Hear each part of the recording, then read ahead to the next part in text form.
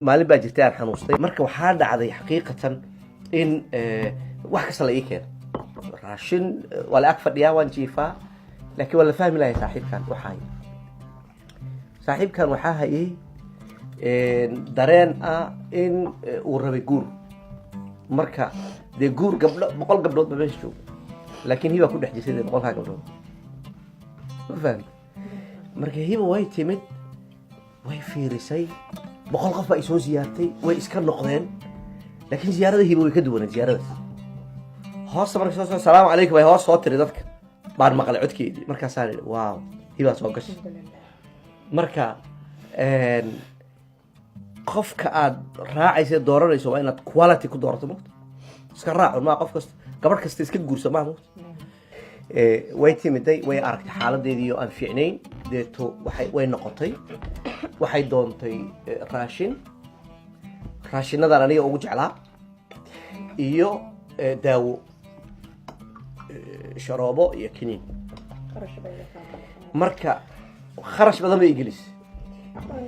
marka way diyaarsanaysay iyada laftigeedu kala farad bayd moogtahay marka waxay tiri ninkan khatar waayaa la sii dayn marka aniga waxa aad ila weynaaday oo iga duwanaaday runtii 100 qof oo kala timiday maxaa iyada ka duway why waxa ere way ka fikirtay way ka walwashay she's caring and loving so ku dhag lama sii dayn karo halkaan xajiyo markay raashinkii ii keentayna waxba ma cuni karin marka hore waan cunay sharoobadiina waan cabay within half an hour warankii ahayo iga go'ay kabacdi maxaa dhacay ninkayga dhaqaaqi lahaa waan baladaan usoo fadhiistay waan istaagay waan dhaqaaqay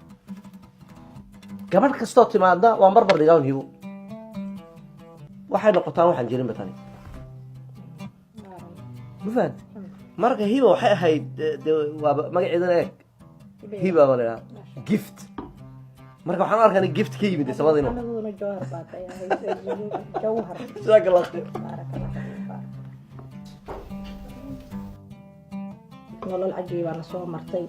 dad waxaan ahay yaraan isku caroosay yaraan isku soo jeclaaday muddo fara badan isa sugaayay imtixaano badan soo maray ilaahay soo ka guuleysiyay oo ka soo gudbay in waxa noloshayada factorka ugu weyn amba shayga isku keenhaya waa jacaylka aan isku qabno runtii alxamdulillaah rabbil caalamiin jacaylkaasna waxaa ka dhashay gabadheeda quruxley ee curadeeda raxmo waxaa ku dhashay gabadheena labaad nasro axmed bilaal iyo raxmo alxamdulillaah rabbil caalamiin marka dadka qaarkood waxay yidhaahdaan runtii noloshaad soo marteen markaan fiirino gabdhihiina u baqnaa gabdhihiina ayaan u baqaynaa because waxay ku koreen leanna waxay ku koreen jacaylkaas iyo xubbigaas iyo wanaagaasna dhex yaala oo kaftan leh oo xataa la isdagaalayo oo xataa la isku qaylinayo laakiin markasta aad madaxa ku haynaysid qofkan waa qofkaagii meel loogama socotid yaa dhibaatadan taalla waa dhibaato laakiin isaga maaha qofka xun aniga maaha qofka xun ma garatay jawharkii aan jeclaaday oon yaraan maad aragtay la kulmay unbu ii yahay balse anu waxaan idhahdaa hadda imikaaban kasii jeclaha wallahi in lagu jeclaado waa waxa ugu wanaagsan adduunka jira lacag waad heli waad waayi wax walba waad heli laakiin jacayl inuu qofku jeclaado naftiisa oo dhan ku siiyo waa wax